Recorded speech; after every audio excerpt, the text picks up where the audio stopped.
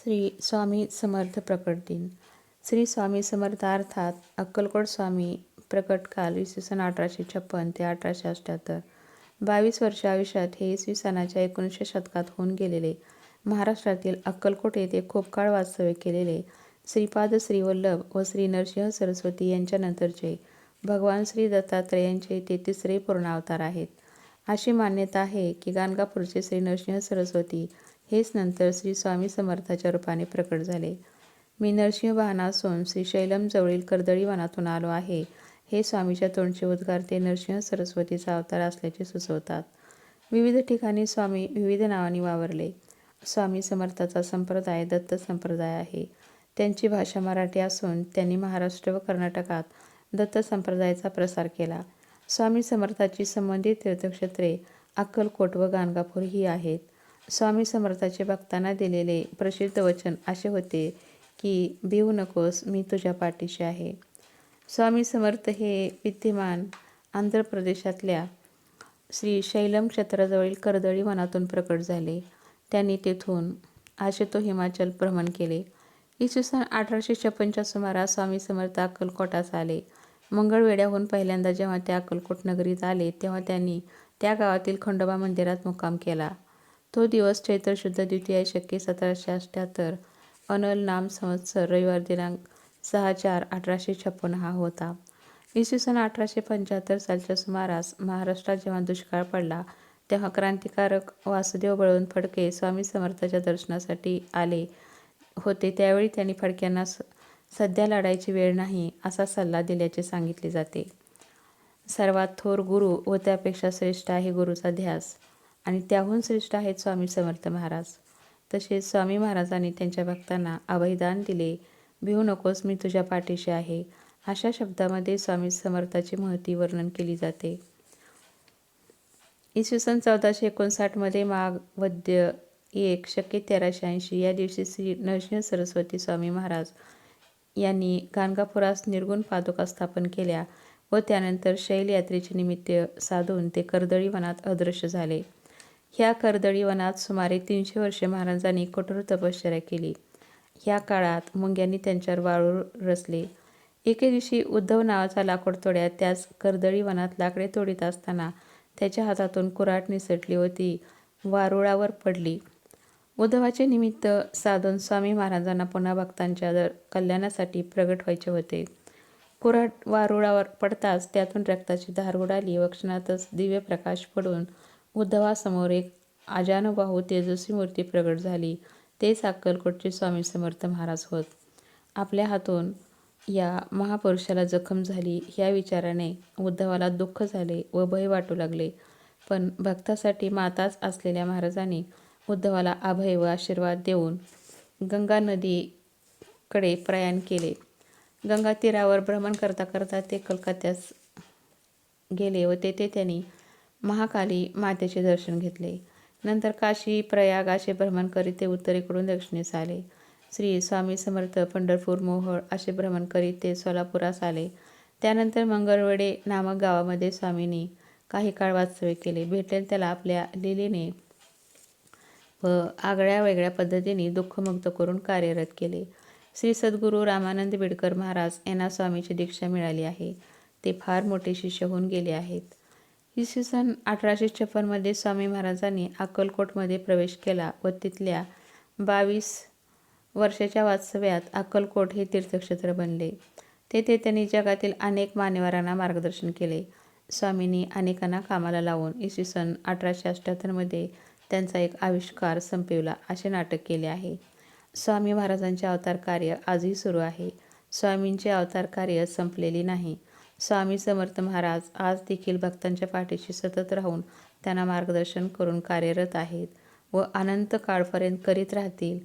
आजही श्री स्वामी समर्थ महाराज जो जो भेटेल त्याचा उद्धार अनेक मार्गातून करत आहेत. श्री स्वामी समर्थ महाराज यांनी रविवार दिनांक 30 एप्रिल 1878 रोजी चैत्र वद्य त्रयोदशी शके 1800 नाम संवत्सर अक्कलकोट येथे वटवृक्ष समाधी मठ स्थानी मध्यान्हकाली आपल्या अवतार कार्याची समाप्ती केल्याचे नाटक केले व नंतर श्री स्वामी समर्थ यांना त्यांचे परमशिष्य चोळप्पा यांच्या निवासस्थानाजवळ समाधीस्थ करण्यात आले. त्यानंतर स्वामी महाराज पुन्हा कर्दळी वनात लुप्त झाले. स्वामी समर्थाचे शिष्य बाळप्पा महाराज, चोळप्पा महाराज, आळंदीचे नरसिंह सरस्वती महाराज, वेंगुर्ल्याचे आनंदनाथ महाराज, मुंबईचे स्वामीसुत महाराज, पुण्याचे शंकर महाराज, पुण्याचे रामानंद बिडकर महाराज हे स्वामी समर्थाचे शिष्य आहेत. त्यांचे पालकत्व मूळ अस्पष्ट राहिले. पौराणिक कथेनुसार एकदा एका शिष्याने स्वामींना त्यांच्या जन्माविषयी प्रश्न विचारला, तेव्हा स्वामीने उत्तर दिले की ते वटवृक्षापासून निर्माण झाले आहेत. दुसऱ्या प्रसंगी स्वामींनी सांगितले होते की त्यांचे पूर्वीचे नाव नरसिंहबाण होते. श्री स्वामी समर्थ महाराज यांनी त्यांचे 1878 नश्वर कुंडली सोडली, परंतु त्यांचा वारसा जगभरातील लोकांना प्रेरणा आणि मार्गदर्शन करत आहे. त्यांची शिकवण व आध्यात्मिक शक्ती आणि त्यांच्या अन्वयाकडून शिकवल्या जात आहेत. त्यांचे पालन केले जात आहे. अक्कलकोटमधील त्यांचा आश्रम अनेक भक्तांसाठी तीर्थक्षेत्र आहे. भारतीय संत व दत्तात्रयांचा आणखी एक अवतार मानला जाणारा गुडवादी यांना भेटण्यासाठी भेट दिली होती असे मानले जाते. श्री माणिक प्रभू चरित्रनुसार स्वामींचे माणिकनगर येथे सुमारे 6 महिने वास्तव्य होते. या काळात माणिक प्रभू आणि स्वामी समर्थ अनेकदा औदुंबराच्या झाडाखाली बसून अध्यात्मावर गप्पा मारीत असत. स्वामी समर्थ माणिक प्रभूला आपले भाऊ मानित असल्याचा दावा केला जातो. श्री स्वामी समर्थाचे स्मरण करणारा आणखी एक सामान्य मंत्र ओम अभयदास श्री स्वामी समर्थाय नमः म्हणून वाचला जातो. स्वामी समर्थ अक्कलकोट येथे आले त्यावेळी त्यांनी 3 दिवस अन्नग्रहण केले नव्हते. चोळप्पा यांनी त्यांना आपल्या घरी नेले व त्यांना भोजन दिले. त्यावेळपासून चोळप्पा हे स्वामीचे एकनिष्ठ शिष्य झाले. चोळप्पाच्या घरातील मंडळी त्यांना एक वेडा घरात आणून ठेवला आहे असे म्हणत श्री स्वामीच्या दिव्यत्वाची प्रचिती अक्कलकोट येथील मंडळीस येऊ लागली व लोक स्वामी दर्शनास येऊ लागले. राजेसाहेब भोसले यांचीही श्री स्वामीवर दृढ भक्ती होती. श्री स्वामी समर्थ राजवाड्यात कधीकधी जातो. एखाद्या वेळी त्यांचा राजवाड्यात 4-4 दिवस मुक्काम असे. अक्कलकोट येथे स्वामी महाराज प्रथम खंडोबाच्या देवळातील कट्ट्यावर स्थानापन्न झाले. तेथून पुढे वटवृक्षाखाली येऊन त्यांनी तपसाधना केली. ते सिद्ध पुरुष होते. आपल्या वास्तव्यात त्यांनी अनेक चमत्कार केले.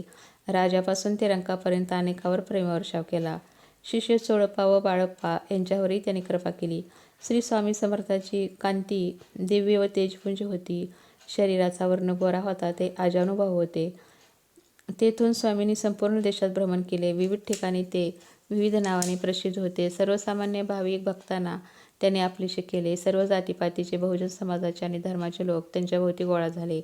त्यांचे बाह्य आचरण काही वेळा बालक भावाचे तर काही वेळा अतिशय रुद्राचे होते. त्यांनी अनेकाचा अहंकार दूर केला, तसेच अनेकांना सन्मार्गाला लावले. ज्यांचा जसा अधिकार त्याप्रमाणे त्यांच्यावर कृपा केली.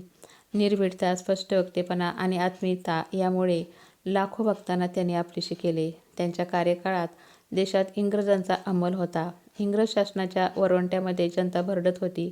जनतेचा आत्मसन्मान त्यांनी जागृत केला. त्यांच्या भक्तांमध्ये हिंदूप्रमाणेच मुसलमान, ख्रिश्चन धर्माचे लोकही सामील होते. त्यांच्याभोवती मोठा शिष्य परिवार जमा झाला होता. प्रत्येक शिष्याला त्यांनी त्यांच्या क्षमतेनुसार कार्य दिले आणि परंपरेची पताका दिली. स्वामी एकमेव चिरंतन रूप आहेत. बाकी सर्व मायाभ्रम आहे. ते सर्व शक्तिमान आहेत, विश्वाचे मालक आहेत. स्वामी अवधूत म्हणजेच सर्वोच्च संन्यासी आहेत, परमहंस आहेत. स्वामी स्वयंभू स्वयंसिद्ध आहेत. ते भक्तासाठी नाम व रूप घेतात.